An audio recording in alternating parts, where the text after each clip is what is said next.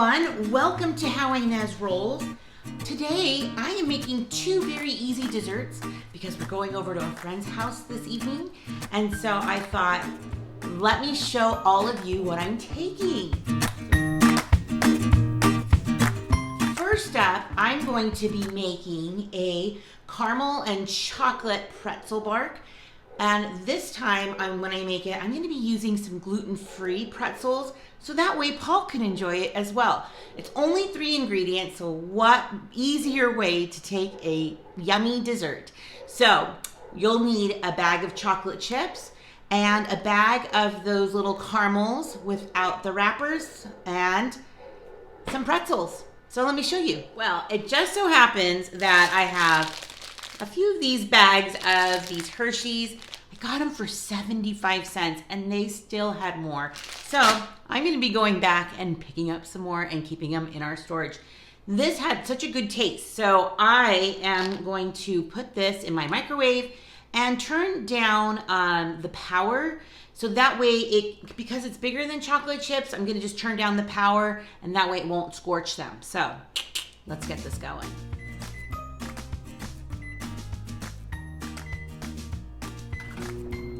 So while that is going in the microwave, I'm just going to set up a cookie sheet with some foil.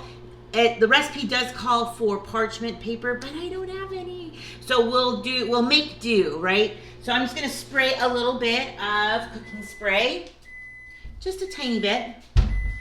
Oh, I need to get some new cooking spray, it seems like. Just so that everything doesn't have to stick to the foil. And we're just gonna when that chocolate's done, we're just gonna start spreading it. Let me show you the gluten-free pretzels that I purchased. Now these are an 8-ounce bag, which is exactly what I need for this recipe. Most pretzel bags come in the bigger packs, do you know what I mean? And it's about 16, so you'll be using half. You know, for those being so quite large hearts, it still melted about 2 minutes, like chocolate chips would. So I'm just gonna pour this out and give it a good thin layer. Not too thin, but enough to cover a lot of this area, hopefully. I know I have more in here, and I'm gonna just take my spatula and spread it out. It's nice and warm, so I'm gonna get those pretzels right on top. Kind of press them in a little bit. Have you ever made bark before? I've made cowboy bark, which is from Trader Joe's, and that is super good if you're looking for a bark. I've made peppermint barks. It's been a lot of fun, and this one is really easy. We like easy around here. So look at that. That's gonna be great. Just kind of even it out, and then just start pressing your pretzels right into it.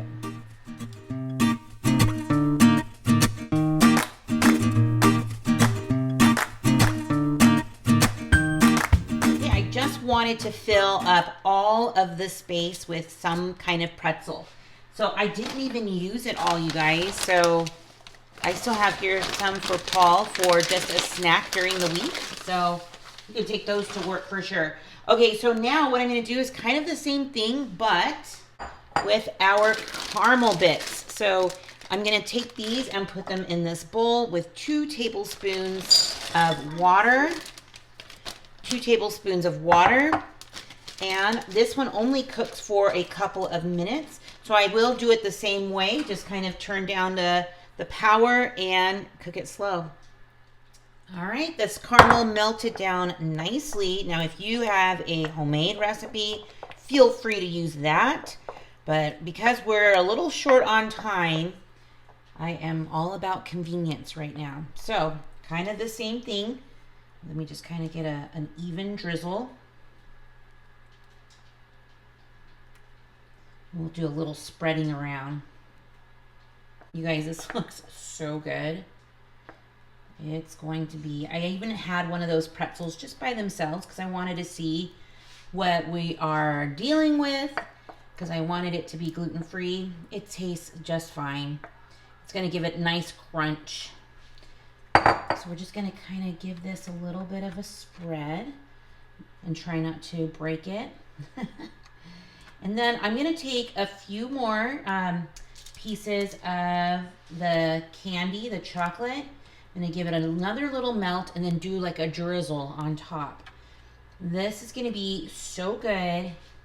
And if you like chocolate and caramel together, ooh, with a little crunch, it's got like some salt already on it. It's going to be kind of like salted caramel a little bit. You could put a little more salt, sea salt on top, but I already feel like the pretzels already have a lot of salt on it. So this is going to be good. Now, this will be at room temperature. I'm just going to let it cool on its own. I'm not going to be putting it into the refrigerator. So try to plan a little bit. So that way it doesn't get like, you don't feel like you are rushing and have to put it in the refrigerator or the freezer. And then it gets too hard where your guests can't eat it. So let me go get the chocolate and be done with this. All right, so I just did about maybe 6 or so of those hearts. And I am going to now put a drizzle on top. Now this would have been really good if I had maybe some dark chocolate chips. That would have been really good. But because these were so like creamy, I just think it's such a good idea to put more on top. So we're just kind of doing that to finish it off. Oh, some white chocolate would be really good on this. I think you could just get a little bit creative on what you want to put on it. Oh yeah. You know what would be so good now that I'm thinking and looking at this? Some coconut. If you're a coconut fan, let me know in the comments, because then it'll be like more like a German chocolate. Oh yeah, that would be so good. I'll have to remember that for another time. So tonight we are going over to a friend's house. So we're going to be playing some games and just visiting and seeing each other. And she's going to have an ice cream bar. So this would be even really good with ice cream, don't you think? I think it would be so yummy. I mean, as long as it's not rainbow sherbet. Okay. Now we're just going to let that come to harden, you guys. I'm not going to rush this. I have plenty of time. We don't have to be there for about 6 hours. So, you guys, doesn't that look so good? Oh, yes. So while that's cooling right behind me, we're going to go on to recipe number 2, which is called, forgive me, like, they're called Slutty Brownies. Have you ever heard of those? Like, I'm not a fan of calling it that, but that's what it was called. But to me, it's honestly like a kicked up version of a brookie, which is a brownie and a cookie. And I'll show you the kicked up version as well. So you could do this with convenience. So you can buy a pack of, just a pack of like the brownie mix that you could use. The smaller one, not the bigger one in the box, but more in the pouch. And you can also, which is what I'm doing, a roll of chocolate chip cookies. Now I have recipes for both, and I am going to be making my brownies because they're just so easy to put together that I don't even really need to go and buy the pouch because I had everything here. But the cookie dough would have taken me a little bit longer to kind of get that together. And so this is coming, I've had it out on the counter for about 30 or so minutes. And I've just kind of been holding it because I'm going to need to form it as the base. So let me get a 9x13 pan ready. I'm going to be putting foil in it as well. So I'm giving it a light spray because when it's all done and cooked, we're going to be taking it out of the 9x13. And then that'll make it much easier to cut it into small rectangles. So let me get my workstation ready. All right, first things first is I'm going to be adding this cookie dough onto the bottom and then just kind of press it to make a crust. It'll be so easy to do. Oh, you know, I've had brookies a couple of times now, just getting them from the store and whatnot. And oh man, a couple of times I've had to hide them because they don't come with a lot, but I've had to hide them away from my family, or mostly the boys, because I wanted those few for myself. Yeah. So if mom likes something, I might hide it. Let me know if you hide things too. I know that there are families who keep like all the sweets in different hiding spots, and I completely understand. All right, let me get this all pressed out, and then I'll show you what that looks like, what we're gonna do to kick it up a notch for these Slutty Brownies. All right, you can see I just pressed it all out. It was so much easier to use my hands for all of this. So we're just gonna make sure that it's now ready for the next thing, which is Oreos. So we're gonna be putting those on top, and everything's gonna be fairly thin, so it'll cook more evenly. But it will still take it'll still take about 45 to 55 minutes. And I'm gonna kind of walk you through that as well, because I don't want you to accidentally burn it or anything like that. So let me get these Oreos on and I'll show you how I'm doing that. So we're covering this whole area with Oreos. So 24, you guys. So this is where I feel like this is a brookie kicked up. And apparently it's called Slutty Brownies. I'm still not sure I like that name. But I will make them because it looked so good. And I've had brookies before, so yeah. And you guys, with us having ice cream tonight, this is another recipe that can be added to some of everybody's ice cream if we wanted. And you know, broken Oreos don't have any calories, so I'll put those ones aside. I'm teasing. You know I'm teasing, right?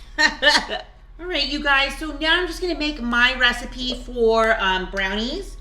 I just recently made this, so I'll probably just link that recipe below the video, because it will have the direct, like all the ingredients and stuff like that I'm using. So it's super easy. Pretty much all you need are the basics for cooking, like baking powder, flour, salt, sugar, and cocoa. So this kind of stuff, some baking cocoa. So other than that, it's gonna be like oil, eggs, and vanilla. Boom. And this recipe is for an 8x8, but we're gonna put it in that 9x13 to get it nice and thin so it can cook all together. That's what we want, you guys. So let me bring you closer and let's speed things up a little.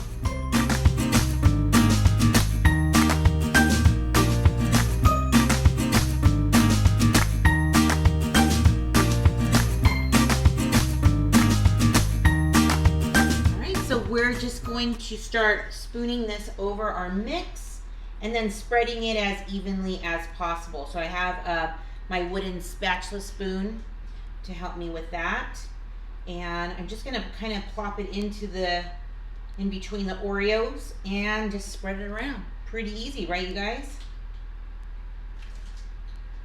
It is so easy to make brownies because you're not supposed to like over mix it, because then you don't want it to, like, I don't know why, but you just don't have to over mix it. I was gonna think it was gonna turn into a cake mix, but maybe it does, I don't know. I'm all about making things as simple and as delicious as possible. Now, can we get dishes to wash themselves? Am I right? I love how like this brownie mix right now is like, I might not even have to spread it out so much. It's kind of like melting in between the grooves. You can kind of see it from there, but I'll bring you closer so you can see it even up close and even better. Okay, so I'm just going to cover those Oreos. Uh-oh, a little broken one right there. That's okay. It'll be covered up in this ooey gooey batter. Oh, yes. This is going to be definitely one that I probably make over and over and over again, you guys, because I'm just a fan of brownies. I'm a fan of cookies, and these have all of my favorite things. Now, I'm one who can pass up a little bit on the ice cream, but this baked good stuff, it's my love language. Let's just say that.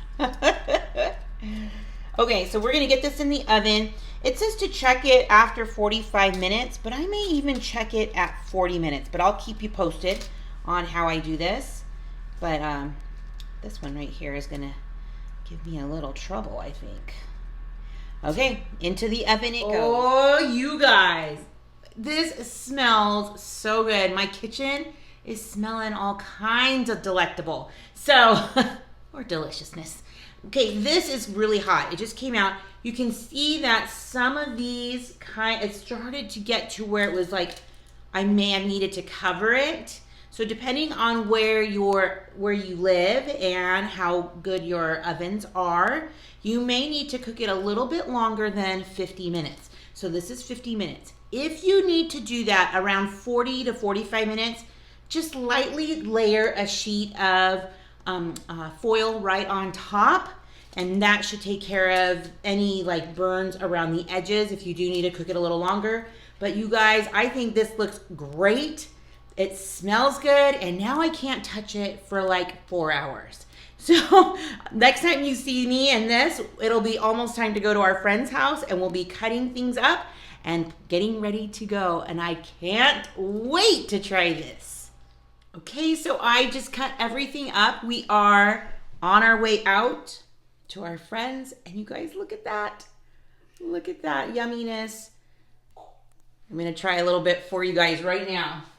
I had some end pieces here that I wasn't gonna take. That is good. I gave a piece to Paul already, and he really liked it.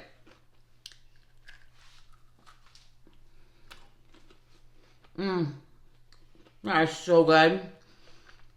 That'll be really good with ice cream too.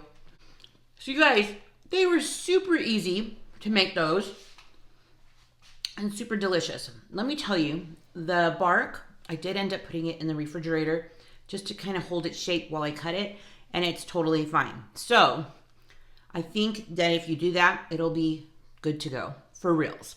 And the Slutty Brownies, or we'll just call it Brookie's kicked up a notch. I cooked those for 50 minutes. I probably could have done it for 45. So kind of gauge from that. I mean, I made sure it was all nice and cooked through. The edges were a little bit crispier than I like. Crispy brownie on the edge. Let me know if you are like that. But Paul's more of a center kind of guy, like softer brownies, and that's why we another reason we complement each other. So I'm just taking the ones that are a little bit on the softer side to my friend's house, and they just look so good, and they really are. So thanks so much for stopping by to the channel. Give it a thumbs up and stick around, rollers. You just never know what I'll be rolling out next. Bye everyone.